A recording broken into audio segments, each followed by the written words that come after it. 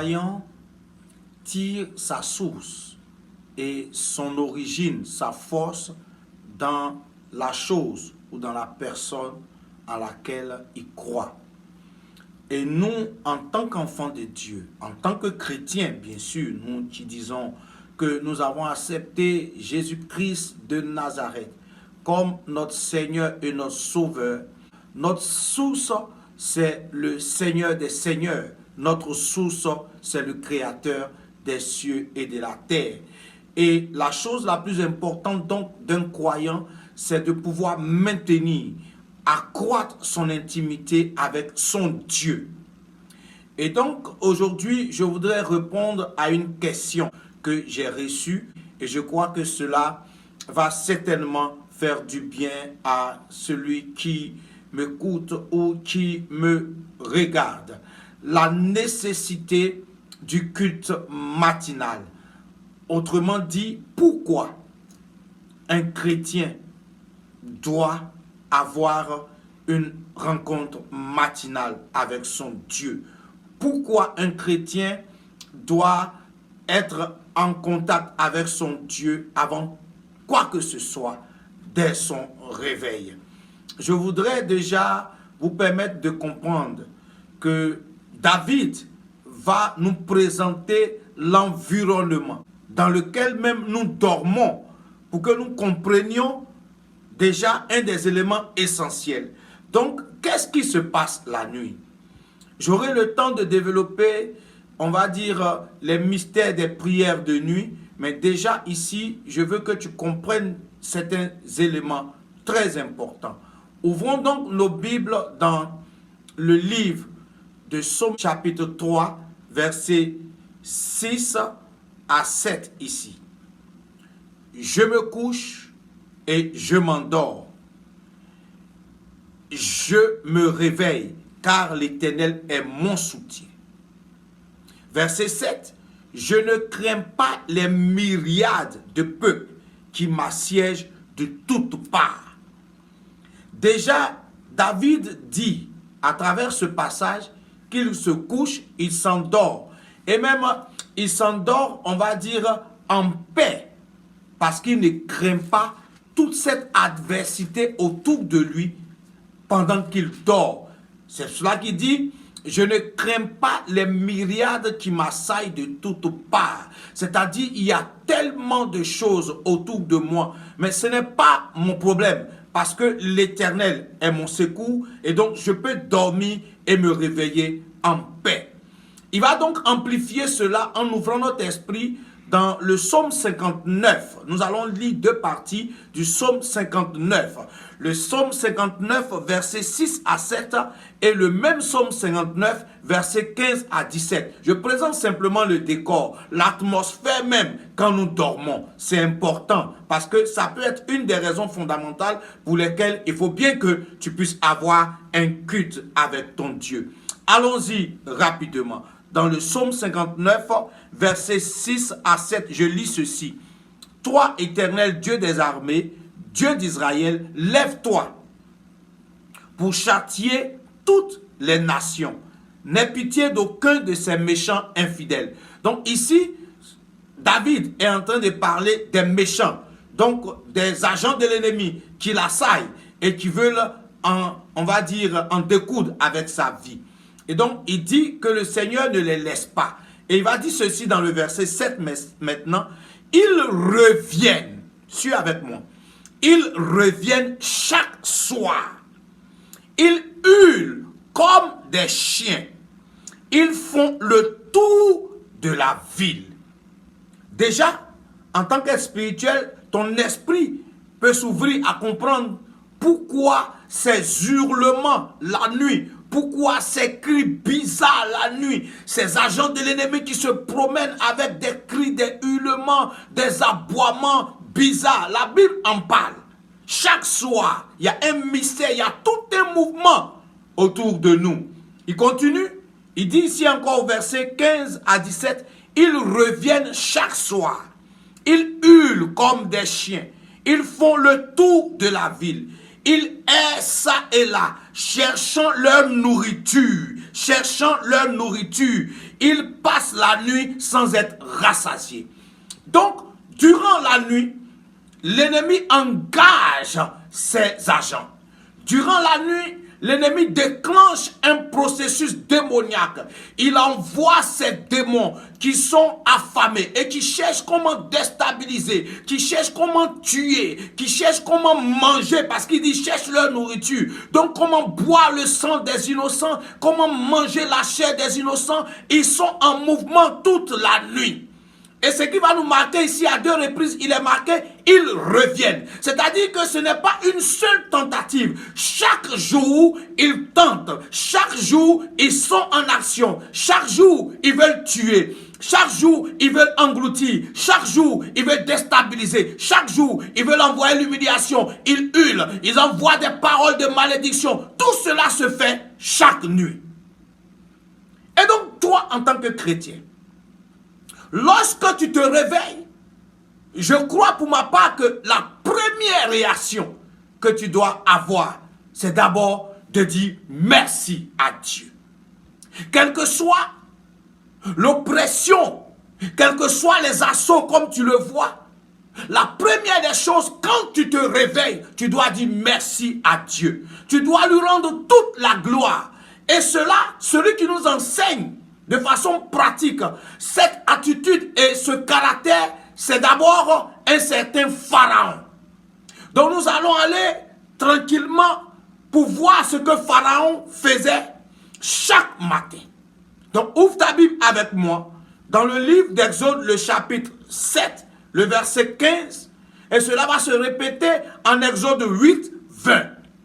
Ça sera la même pensée. Chaque matin, quand ce roi égyptien se réveillait, la première des choses qui était plus importante pour lui, c'était d'aller rapidement consulter le Nil. Le Nil, le lieu où résidait son Dieu. Donc, il partait pour pouvoir rétablir la connexion, le contact, pour réussir sa journée. Ouvrons donc la parole de Dieu et lisons. Le Seigneur va dire ceci à Moïse: va vers Pharaon dès le matin. C'est-à-dire, dès le matin, ça veut dire tôt le matin. Dès que le matin arrive. Donc, va vers Pharaon dès le matin. Il sortira pour aller près de l'eau. Et tu te présenteras devant lui au bord du fleuve. Tu prendras à ta main la verge qui a été changée en serpent. Donc, dès le matin, si tu veux rencontrer Pharaon, il n'est pas au palais. Dès le matin, si tu veux voir Pharaon, il n'est pas là-bas. Pharaon connaît le principe de la connexion matinale. Donc, tôt le matin, dès qu'il se réveille, il va en connexion avec le Dieu qu'il a établi, le Dieu qui soutient son trône. Le même passage va être répété encore, on va dire, dans le livre d'Exode, le chapitre 8, 20. Pour certaines personnes et verset 16 pour d'autres personnes. L'Éternel dit à Moïse: lève-toi de bon matin, de bon matin. L'autre passage, c'est dès le matin. Ici, c'est de bon matin et présente-toi devant Pharaon. Il sortira pour aller près de l'eau. Tu lui diras: ainsi parle l'Éternel, laisse aller mon peuple afin qu'il me serve. Bien-aimés, nous constatons déjà au premier niveau qu'il se passe des choses bizarres la nuit, pour être simple. Et nous l'avons vu, comme l'a dit David. Il se couche, il s'endort, il ne craint pas les myriades qui l'assaillent de toutes parts. Et en Psaume 59, il lui montre que les forces des ténèbres reviennent chaque soir. La nuit, ils sont en assaut, ils sont en attaque. Ils veulent déstabiliser, ils veulent ruiner. Bien aimé, suivez-moi très bien parce que le plus souvent, on aime parler. Mais c'est bon d'avoir la base biblique de ce que nous disons. Donc, l'ennemi est en action chaque soir. Il revient chaque soir. Il cherche de la nourriture. Il cherche à déstabiliser, à tuer. Il y a des hurlements. Ces hurlements que nous entendons dans nos villages, nous entendons en pleine ville, des voix bizarres que nous entendons ne sont pas des voix fortuites. Ce sont des voix déclenchées par des forces des ténèbres afin de créer, on va dire, l'oppression, l'opprobre, en créer déjà la panique afin d'annoncer leurs œuvres lugubres. C'est ce qui est fait chaque nuit. Et donc, face à cela, l'enfant de Dieu qui se réveille doit automatiquement suivre ce qu'un certain Pharaon fait. Dès que Pharaon se lève, lui va directement au Nil. Quand tu se réveilles, sa première réaction, avant de prendre service, avant de parler aux gens, il parle d'abord à son Dieu. Pourquoi il va au Nil? Il va au Nil premièrement pour remercier son Dieu de l'avoir gardé durant la nuit. Premier élément. Il va au Nil pour adorer, pour rétablir sa connexion avec son Dieu. Donc il va avec des dons, il va avec des offrandes, il va adorer, il va célébrer, il va élever, il va magnifier, il va glorifier son Dieu. Troisième chose, il va pour avoir l'orientation de la journée. Voici trois choses essentielles que Pharaon va faire chaque matin. Et donc pour répondre à la question pourquoi les prières matinales, on est déjà sur le chemin. Pourquoi les prières matinales? Les prières matinales parce que la nuit, il y a des combats que toi tu ne maîtrises pas, desquels Dieu te préserve. Il y a l'assaut de l'ennemi, il y a toutes ces oppressions démoniaques et sataniques. Mais dans ces choses, comme l'a dit le roi David, tu es protégé, Dieu veille sur toi, Dieu te garde et Dieu permet que tu reprennes force, que tu sois compté parmi les vivants. Première raison. Deuxième raison, la prière matinale est indispensable parce que il faudrait que tu puisses rendre grâce à Dieu.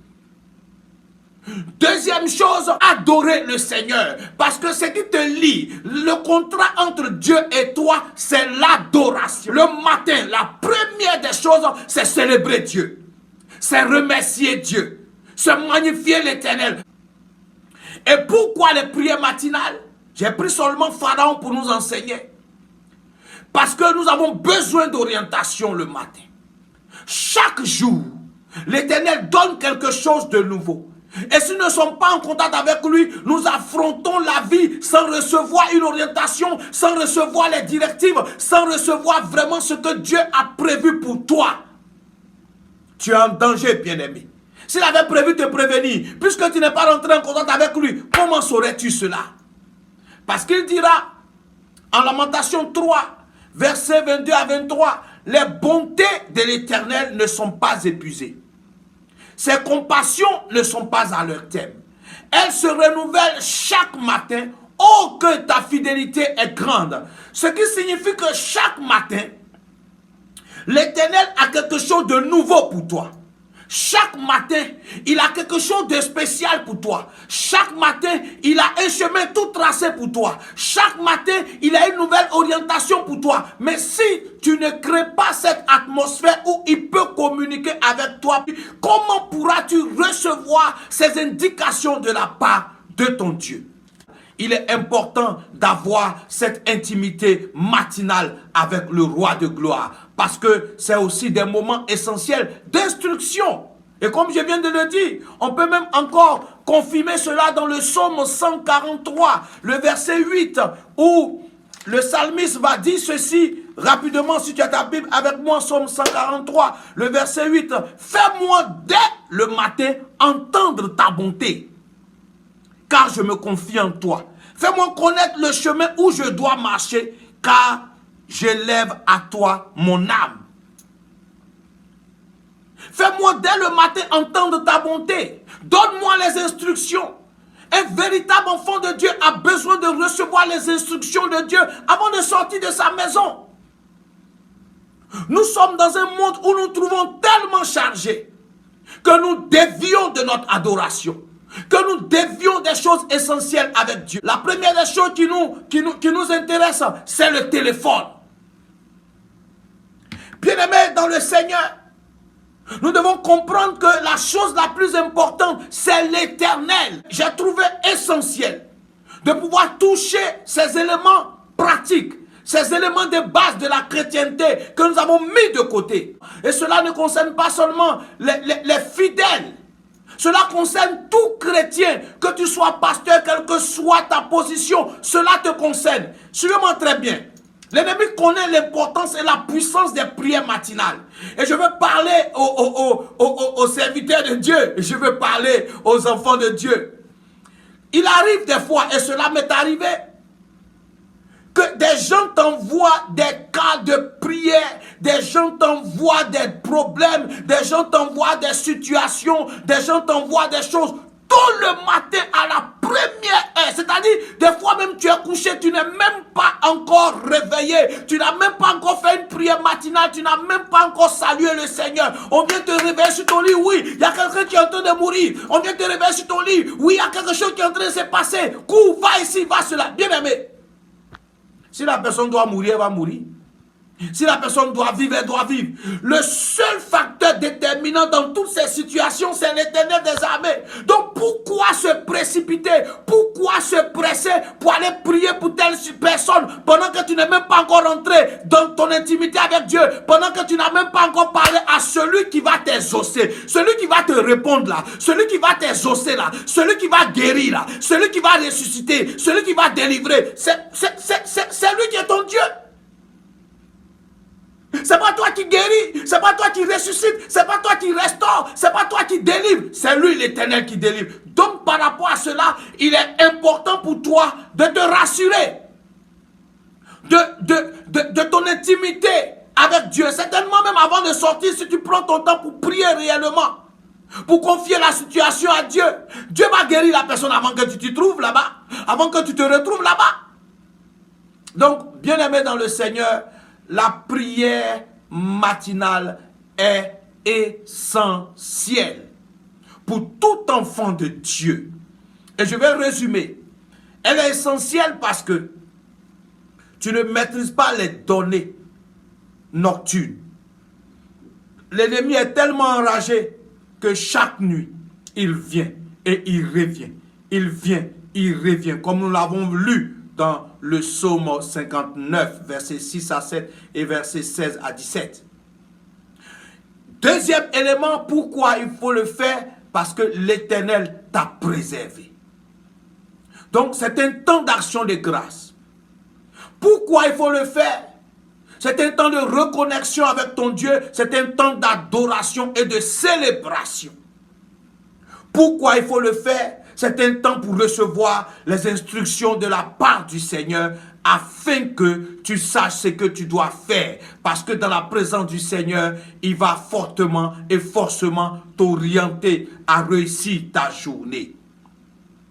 Pourquoi il faut le faire? Parce que chaque jour, Dieu réserve quelque chose de spécial pour ses enfants. Ses bontés ne sont pas à leur terme, ses compassions ne sont pas épuisées. Chaque matin, elles se renouvellent pour ton bien. Donc, ne fuis pas la présence de Dieu le matin. Le matin, rassure-toi que tu as parlé à Dieu. Rassure-toi que Dieu t'a parlé. Rassure-toi que tu as eu un temps de méditation, de lecture de la parole de Dieu. Rassure-toi que tu as eu un temps où ton âme a été en contact avec ton Créateur pour que tu sortes avec assurance. Que le Seigneur te bénisse. C'était vraiment la première réponse des questions qui me sont posées. Je reviendrai avec la réponse d'autres questions au nom de Jésus. L'occasion vous est enfin donnée d'apporter vos différents soutiens, d'apporter vos dons, vos offrandes, afin que la mission que nous sommes en train d'accomplir puisse évoluer en termes de matériel, de caméra, pour avoir un studio digne de ce nom, pour communiquer avec efficacité la pensée du Seigneur. Ceux qui sont tous en Côte d'Ivoire à l'intérieur, vous avez le numéro d'Orange Money qui est le plus 225 58 29 58 06 et à l'international, à savoir Western Union, RIA, MoneyGram et autres. Vous avez le nom Kwasi, le prénom Conan Parfait et le pays c'est la Côte d'Ivoire. Que Dieu vous bénisse pour vos dons et vos soutiens. Amen.